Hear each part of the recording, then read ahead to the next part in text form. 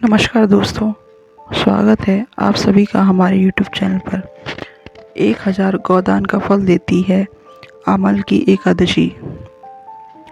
मानदाता बोले कि हे वशिष्ठ जी, यदि आप मुझ पर कृपा करें तो किसी ऐसे व्रत की कथा कहिए जिससे मेरा कल्याण हो। महर्षि वशिष्ठ बोले कि हे राजन, सब व्रतों से उत्तम और अंत में मोक्ष देने वाले आमल की एकादशी के व्रत का मैं वर्णन करता हूँ। ये एकादशी फागुन माह के शुक्ल पक्ष में होती है। इस व्रत के करने से समस्त पाप नष्ट हो जाते हैं। इस व्रत का फल 1000 गोदान के फल के बराबर होता है। अब मैं आपसे एक पौराणिक कथा कहता हूँ, आप ध्यानपूर्वक सुनिए।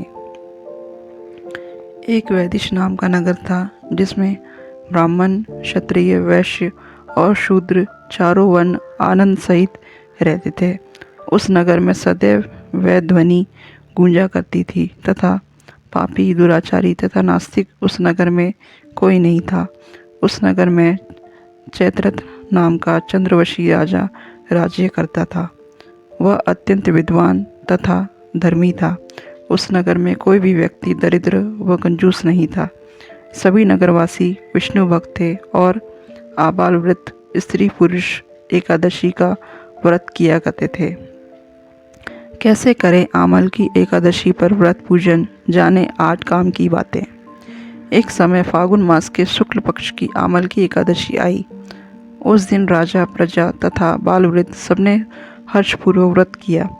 राजा अपनी प्रजा के साथ मंदिर में जाकर पूर्ण कुंभ स्थापित करके धूप, दीप, नैवेद्य, पंचरत्न आदि से धात्री आव का पूजन करने लगे। इस प्रकार स्तुति करने लगे। एकादशी जी की आरती। हे धात्री, तुम ब्रह्मा स्वरूप हो, तुम ब्रह्मा जी द्वारा उत्पन्न हुए हो और समस्त पापों का नाश करने वाले हो। तुमको नमस्कार है। अब तुम मेरा अर्घ्य स्वीकार करो।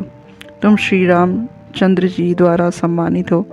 मैं आपकी प्रार्थना करता हूँ, अंत में आप मेरे समस्त पापों का नाश करो। उस मंदिर में सबने रात्रि को जागरण किया। रात के समय वहाँ एक बहेली आई जो अत्यंत पापी और दुराचारी था। वह अपने कुटुंब का पालन जीव हत्या करके किया करता था। भूख और प्यास से वह अत्यंत व्याकुल वो बहेलिया इस जागरण को देखने के लिए मंदिर के एक कोने में बैठ गया और विष्णु भगवान तथा एकादशी महात्म्य की कथा सुनने लगा। इस प्रकार अन्य मनुष्यों की भांति उसने भी सारी रात जागकर बिता दी। प्रातःकाल होते ही सब लोग अपने घर में चले गए तो बहेलिया भी वहाँ अपने घर चला गया। घर जाकर उसने भोजन किया। कुछ समय बीतने के पश्चात उस बहेलिया की मृत्यु हो गई। मगर उस आमल की एकादशी के व्रत तथा जागरण से उसने राजा विदुरथ के घर जन्म लिया तथा उसका नाम वसुरथ रखा गया। युवा होने पर वह चतुर्गिनी सेना के सहित तथा धन धान्य से युक्त होकर 10,000 ग्रामों का पालन करने लगा।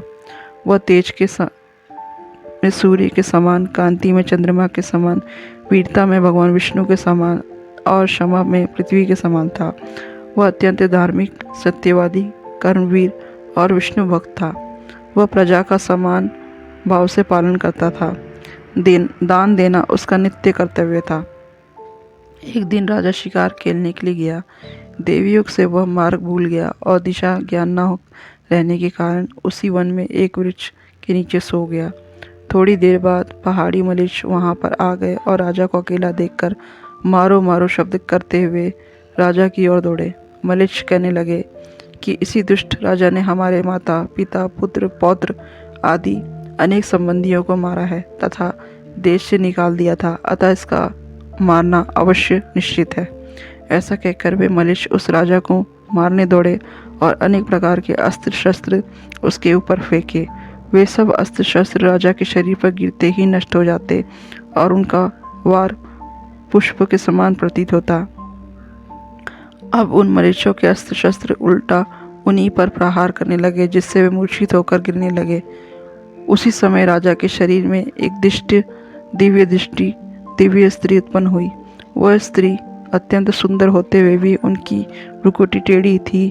उसकी आंखें से लाल लाल अग्नि निकल रही थी, जिससे वह दूसरे काल के समान प्रतीत होती थी। वह स्त्री सभी मलेच्छों को मारने दौड़ी और थोड़ी ही देर में उसने सब मलेच्छों को काल के गाल में पहुंचा दिया। जब राजा सोकर उठा तो उसने मलेच्छों को मरा हुआ देखकर कहा कि इन शत्रुओं को किसने मारा? इन वन में कौन सी हितैषी रहता है? वह ऐसा विचार ही कर ही रहा था कि भविष्यवाणी हुई। हे राजा, इस संसार में विष्णु भगवान के अतिरिक्त कौन तेरी सहायता कर सकता है? इस आकाशवाणी को सुनकर राजा अपने राज्य में आ गया और सुखपूर्वक राज्य करने लगा। महर्षि वशिष्ठ बोले कि हे राजन, ये अमल की एकादशी व्रत का प्रभाव है। जो मनुष्य इस अमल की एकादशी का व्रत करते हैं वे प्रत्येक कार्य में सफल होते हैं और अंत में विष्णु लोक जाते हैं। तो दोस्तों, अगर आपको हमारी वीडियो पसंद आई हो तो कमेंट में हमें जय श्री राम जरूर लिखें। वीडियो को ज़्यादा शेयर कीजिए, लाइक कीजिए और हमारे चैनल को सब्सक्राइब करके ऑल के बटन में क्लिक कर लीजिएगा। जल्दी मिलते हैं आप सभी से एक और भक्ति वीडियो के साथ। धन्यवाद।